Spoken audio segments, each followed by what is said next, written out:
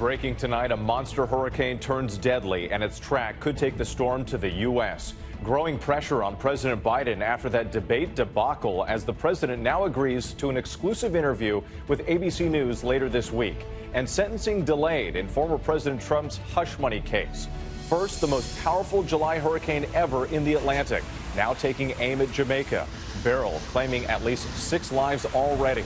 New and stunning images of the utter devastation left in its wake. Whole island communities decimated, hurricane hunters, and what they found inside the eye of the massive storm. And forecasters now say Beryl's track could potentially take it to the U.S. Gulf Coast. Faith Abubey in Jamaica, with Americans desperate to get out. Also tonight, Americans from coast to coast on alert for dangerous and record-breaking temperatures. Officials warning to consider the heat in your holiday plans. Our weather team timing it all out. The pressure on President Biden intensifies. The first Democratic member of Congress calls on him to drop out as a longtime ally, Nancy Pelosi, says questions about the president's fitness in light of the debate are legitimate. What a new poll says about Vice President Kamala Harris versus Donald Trump. And tonight, ABC News announcing the first interview with President Biden since the debate, one-on-one with George Stephanopoulos later this week. Rachel Scott reporting.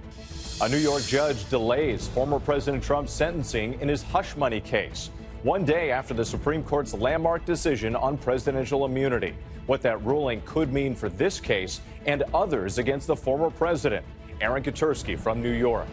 Details just coming in of a massive home explosion in southern Wisconsin. A search and rescue operation underway. The holiday beach shut down as Americans hit the roads and skies in record numbers ahead of the 4th of July. Why dozens of beaches are closing from coast to coast, the warning to swimmers. New hope for millions of Americans suffering from Alzheimer's as a new drug gains FDA approval. And America Strong tonight, 150 years and still going strong. We'll introduce you to some of the stars at America's first zoo. From ABC News World Headquarters in New York, this is World News Tonight with David Muir. Good evening. It's great to have you with us on this Tuesday night. I'm Whit Johnson in for David. We begin tonight with the deadly Hurricane Beryl, now a Category 4, tearing across the southeast Caribbean, already decimating several islands, with Jamaica next in its sights, and the U.S. Gulf Coast a potential target. At one point, it was the earliest Cat 5 hurricane ever in the Atlantic. Winds now up to 155 miles per hour. It's currently moving over open water, with the path taking it into the Gulf towards either the coast of Mexico or possibly Texas. New video showing the widespread destruction left behind in the storm's wake. Thousands of homes and businesses leveled on an island in Grenada. No power, roads blocked, many people now living in emergency shelters. The prime minister there calling the situation grim. Stunning images from hurricane hunters flying back into the eye of the storm. The hurricane expected to pass near or over Jamaica tomorrow with a storm surge of up to 8 feet, likely causing life-threatening flash flooding and mudslides. Tropical storm warnings also posted for Haiti and the Dominican Republic. The historic hurricane supercharged by record warm waters in the Atlantic. ABC's Faith Abubey leads us off in Jamaica. The strongest hurricane ever in the month of July taking aim at Jamaica tonight after decimating several Caribbean islands and causing death and widespread destruction. New video showing Hurricane Beryl's fury as it roared ashore in Grenada. There goes another roof. 150-mile-per-hour winds whipping off roofs, bending trees, and shredding power lines, drenching neighborhoods with torrential rain. Stunning drone video showing the extent of the disaster, homes torn apart, nearly every building on the tiny island of Katersky damaged. The situation is grim. Authorities saying at least 6 people were killed. This is my room. Tammy Duncan touring what's left of her home in St. Vincent and the Grenadines. Her roof gone. Yep, I'm homeless. You're downstairs in your home and you hear any roof like just ripping is a scary thing. I was trying to hold my son, hold my composure. Beryl's outer bands lashing Puerto Rico and the Dominican Republic today, but forecasters warning Jamaica will take a far more devastating hit. Many here lining up for supplies. We caught up with Americans desperate to get off the island before Beryl strikes. As it's starting to get a little stronger and looks a little more serious, we felt like if there was an opportunity to get out, we probably should. Reed Kirk and more than a dozen other missionaries from Texas saw the forecast and cut their trip short. You're getting emotional. Yeah, we love this place. We love this place, and we love the people here. And we have a special family here that serves, and I hate to leave them. I want to take them back. And with here in Montego Bay, people are bracing for the brunt of Hurricane Beryl, increasingly concerned about what the storm could bring. We're also learning that as this hurricane approaches, the airports are closing tonight and hunkering down. Whit. Faith Abubey, thank you. Let's get right to meteorologist Greg Dutra from our ABC station WLS in Chicago. And Greg, another possible landfall in the next 24 hours now. Yes, that's absolutely right. You're, of course, talking about Jamaica, and Beryl has been a record-setting beast. It's the earliest Category 5 storm in Atlantic history and on record, going all the way back to the 1800s. Right now, it's a Category 4. Winds are up to 155 miles per hour at last check, and tonight it does set its sights on Jamaica, where it could make landfall, by the way, making it the earliest to ever do so. And regardless if it makes direct landfall or not, it's going to bring the 8-foot storm surge and winds to 130 miles per hour. Now, the good news is that the storm does run into unfavorable conditions later this week. It weakens to a Category 1, but notice the end of the track. It brings it into the Gulf. Southern Texas, you need to still be on alert, as some of the models do take it over you. In the West, another surge of heat. 4th of July, triple-digit heat from Phoenix all the way north up to Oregon. And the South is baking tomorrow, too. Nashville with a heat index of 105, and that heat is fueling storms as we speak. Kansas City got up to 106 degrees today. Now they have possibly some damaging winds moving in with storms tonight, and there's a tornado watch that extends from Des Moines all the way to the Quad Cities. It's already seen warnings. Whit. All right, Greg Dutra, it's great to have you. We appreciate it. Thank you. We move on now to President Biden defiantly pushing back against growing pressure to step aside in his re-election bid. The president appearing at the Emergency Operations Center in Washington, D.C. today, talking about Hurricane Beryl, the extreme heat, and climate change. The Biden campaign trying to ease fears following last week's debate debacle. And the first Democrat in Congress is now calling on President Biden to withdraw from the race. Here's ABC's Rachel Scott. Tonight, mounting pressure on President Biden from Democrats demanding answers about the president's mental fitness and raising questions about whether Biden should go on with his campaign. Today, the first Democratic member of Congress coming forward to say the president should drop out. Congressman Lloyd Doggett of Texas saying, quote, President Biden's first commitment has always been to our country, not himself. I am hopeful that he will make the painful and difficult decision to withdraw. Rhode Island Senator Sheldon Whitehouse said he was horrified by Biden's performance in that debate. I think people want to make sure that this is a campaign that's ready to go and win, that the president and his team are being candid with us about his condition, that this was a real anomaly and not just the way he is these days. The Biden campaign has called concerned Democrats bedwetters. Today, Senator Peter Welch of Vermont said it was, quote, inappropriate to dismiss these concerns. I think we have to have an honest assessment of where we are, with the objective being keeping Donald Trump out of office. We've got to serve the country, not the party.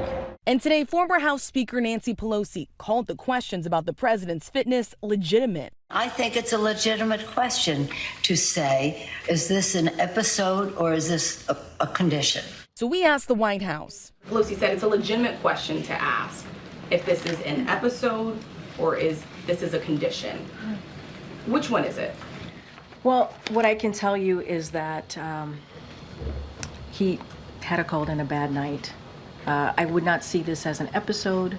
I would see this as what it was and what we believe it to be, which is it was a bad night. And he did, on top of that, he had a cold. And that is the reality of the situation. That is the reality of what happened that night. For many top Democrats, that's not enough. Sources tell ABC News a group of Democratic governors held a phone call expressing concern over the debate and the path forward. Look, I don't think anybody sugarcoats this. I think the question is how does that impact how the country runs? How does it impact what an election looks like? ABC News has learned Biden has yet to speak to top Democrats in Congress, including Senate Majority Leader Chuck Schumer, Nancy Pelosi, and Democratic leader Hakeem Jeffries. Today, one of his closest allies, Congressman Jim Clyburn, said Biden should stay in the race, but if he drops out, Democrats should rally around Vice President Kamala Harris. I will support her if he were to step aside. It comes as a new CNN poll shows that Harris performs better against Trump than Joe Biden does. This party should not in any way do anything to work around Ms. Harris. We should do everything we can to bolster her, whether it's in second place or at the top of the ticket. The president has held a limited number of events since that debate. At most of them, he is reading off of a teleprompter. But the White House says we will be seeing a lot more of him next week, including during a press conference that he's expected to give during the NATO summit right here in Washington, D.C. And then on Friday, our very own George Stephanopoulos will sit down with President Biden for an exclusive interview, the first since that debate. Many Democrats will be watching that carefully, Whit. Yes, they will. Rachel Scott, thank you. And again, that ABC News exclusive interview with President Biden on Friday, his first since that debate. George Stephanopoulos, one-on-one with the president. That's Friday on World News Tonight. The entire interview airs Sunday on This Week.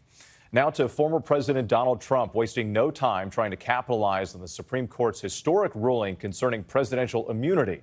24 hours after the bombshell decision, Trump now trying to claim immunity to overturn his felony conviction in the hush money case here in New York. His sentencing, which had been set for next week, now delayed 2 months.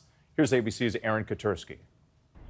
Tonight, the first ripple effect from the Supreme Court's landmark decision granting Donald Trump presidential immunity. Trump was to be sentenced next week in his criminal hush money case in New York, but today Judge Juan Merchan pushing that to September 18th so he can consider what, if any, impact the Supreme Court ruling will have on the case. A jury took less than 10 hours to find Trump guilty of falsifying business records to keep voters from finding out about a long-denied affair with porn actress Stormy Daniels. In a letter to the judge, Trump's lawyer said the trial result cannot stand because some evidence should never have been put before the jury, including the testimony of former White House aide Hope Hicks.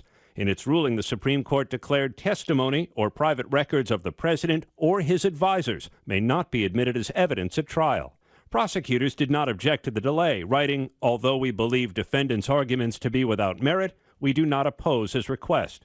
Trump has long declared presidents should have blanket immunity. A president has to have immunity. On Monday, the Supreme Court agreed up to a point, ruling a president should have immunity from prosecution for his official acts, and that's likely to delay Trump's 2 federal cases beyond the November election. In the election interference case in Washington, Judge Tanya Chutkan will now have to decide which of the charges Trump faces involve official acts and which don't. And in Florida, Judge Aileen Cannon is expected to have new defense motions to consider in Trump's classified documents case that is already indefinitely delayed. But President Biden says the largest impact of the Supreme Court's ruling won't be on Trump's trials, but on the American people if Trump wins another term in the White House. The American people must decide. They want to entrust the president once again, the presidency, to Donald Trump, now knowing he'll be even more emboldened to do whatever he pleases whenever he wants to do it. Aaron Katersky back with us now. And Aaron, the judge in the Manhattan case pushing sentencing back to September 18th, of course, just weeks before the election. So what are the chances the verdict gets thrown out altogether? It's just uncertain, Whit. Judge Merchan is the first to grapple with this new far-reaching Supreme Court opinion. If he agrees some evidence is now inadmissible in light of that opinion, he could vacate Trump's conviction and order a new trial, but expect prosecutors to argue there was lots of evidence. The jury took almost no time to convict, and there's nothing official about paying off a porn star. Whit? Another major development in all of this, Aaron. Thank you. Tonight, a new chapter in Rudy Giuliani's fall from grace. Donald Trump's former attorney has been disbarred in his home state of New York. He made his mark as a crusading prosecutor and then mayor of New York City. Giuliani today losing his law license for making, quote, demonstrably false and misleading statements to courts, lawmakers, and the public at large. All of it connected to Trump's attempts to overturn the 2020 election. Giuliani says he will appeal. Next night, record holiday travel expected for the long 4th of July break. More than 70 million people hitting the skies or the roads. The TSA bracing for around 3 million a day at America's airports. And as the summer travel season kicks into high gear, many flocking to the water will find dozens of beaches across the country closed because of harmful bacteria. Here's ABC's Ariel Reshef. Tonight, as millions gear up to spend the 4th of July holiday by the water, dozens of beaches from coast to coast shut down to swimmers amid concerns over harmful bacteria. 37 beaches in Massachusetts alone closed due to bacterial exceedance, some testing positive for high levels of cyanobacteria or blue-green algae. Beachgoers warned not to swim or enter the water in those locations to avoid risk of illness. We worry about ingestion. This can cause some pretty severe nausea, some GI distress, diarrhea, and pets and small children who don't know to avoid the water are who we worry about the most. Health experts caution that cyanobacteria grows more rapidly in warm water. In California, at least 3 areas along San Diego Bay have been closed for days to swimmers, with the city pointing to high bacterial levels due to sewage runoff in Tijuana. And just last week in New York, an advisory against entering the water at 63 beaches in Suffolk County, which includes much of Long Island, due to increased bacterial levels caused by heavy rainfall. And those beaches here in New York have all reopened. Authorities say check for any warnings in your local area. And if there is a high presence of bacteria, be sure to not get in the water. Whit. Important information, Ariel. Thank you. When we come back, the details just coming in on the devastating home explosion in Wisconsin and new hope for the millions of Americans suffering with Alzheimer's. Next tonight, details just coming in of a devastating home explosion in southern Wisconsin. At least one person was inside, rushed by helicopter to a hospital. Officials say early information suggested that the explosion may have been caused by propane gas. First responders continue to search for additional victims. An update now to a story we've been following here. Police in New York say they have a suspect in custody for the attack of a woman sunbathing in Central Park. Sources tell ABC News authorities have DNA evidence linking the suspect to the case. He's accused of attacking the victim last week in broad daylight, the incident leading to a massive manhunt. When we come back, the FDA approves a new treatment for Alzheimer's. Details ahead. To the index now, the FDA tonight giving the green light to a new drug to treat Alzheimer's, offering hope to millions of patients. Kisunla, made by Eli Lilly, is only the second drug available to slow the progression of the disease in its early stages. It's administered through a monthly infusion and has some risky side effects, including potential swelling and bleeding in the brain. When we come back, we meet some of the residents of America's first zoo. Finally tonight, America Strong, America's first zoo, celebrating a big anniversary. Tonight at the Philadelphia Zoo, they are celebrating an incredible milestone in America. With just 2 days till the 4th of July, and just across town from where our forefathers signed the Declaration of Independence, the Philadelphia Zoo is the first ever in the U.S., and it's just turned 150 years old. The gates first opening on July 7th, 1874. More than 3,000 people came that first day. Over the years, putting education and conservation at the forefront. In 1901, the first of its kind research lab was built. In 1931, Leo, the famous MGM lion at the beginning of so many movies, retires at the zoo. And 1 year later, in 1932, Mommy, the Galapagos tortoise, arrived, and amazingly, still there today at 92 years old. Hello, I'm here with Mommy, our oldest resident at the zoo. Tonight, Andrew All, reptile keeper, introducing us. She is a critically endangered species native to the Galapagos Islands. Bethany Houseman, Director of School and Community Partnerships with Stella the giraffe. When was the last time you fed a giraffe? You can do it right here at the Philadelphia Zoo. And Brianna Thomas, Conservation Education Specialist with the macaws. Behind me are Machu and Pichu. They are our blue and gold macaw siblings. They're both 22 years old. Tonight, Danny Hogan, Director of Mission Integration, and the rest of the team with a message on this remarkable anniversary. We're so excited about everything we've been able to accomplish, and we can't wait to see what comes next. Happy 150th Philly Zoo! Happy 150th Philly Zoo! Happy anniversary. What a milestone. I'm Whit Johnson in New York. Have a great night. ABC's David Muir, the most watched newscast in America. More Americans watch World News Tonight with David Muir than any other newscast.